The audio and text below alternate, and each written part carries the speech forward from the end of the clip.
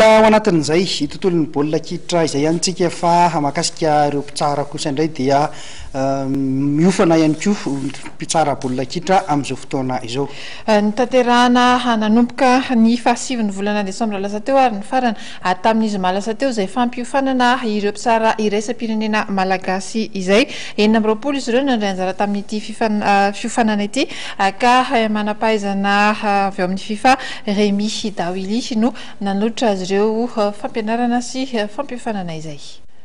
Ny farana ny zoma atoandro teo teny amin'ny ivitoeram-piofanana Carion ny fiofanana avolenta nomena ireo mpitsara baolina kitra malagasy misy 4 rehefa nanomboka ny alatsinainy 9 desambra. Ilay manampahaizana avy amin'ny FIFA Rémy Dawily moa no nitondra ny traikefa tamin'izany niaraka tamin'ireo instructeur malagasy. Tanjona tamin'izao fampiofanana izao ny ampakatratra ny avo teknika ny fitsarana baolina kitra malagasy sy ahaizan'ny feh ny lalàna ny baolina kitra maneran-tany amin'izao fotoan'izao.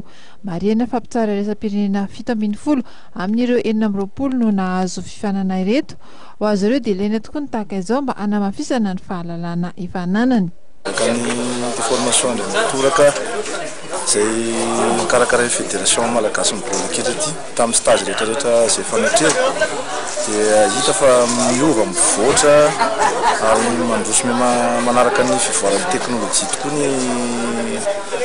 fampianarana zay ampianaran'ireo manam-pahaizana manokana mikasika ny baolina kitra zay nafaran'ny fédération malagasy satria instructeur ny FIFA no nampianatra anay taty dia na ny fomba fampianarana zany dia efa mivoatra manaraka ny teknôlôjia satria tsisy teoria zany vitsy noho ny resaka fampiarana eny amin'ny kianja.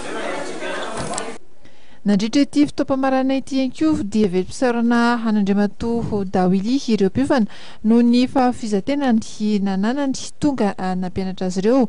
Ho marika izany dia nisy ny fanomezana mari-pahatsiarovana ho an'ity manam-pahaizana ity. Tetsankilany dia nanavatra ny reto mpiofana ireto ihany koa izy amin'ny ampiarana araka ny tokony ho izy ny fampianarana azon'izy ireo.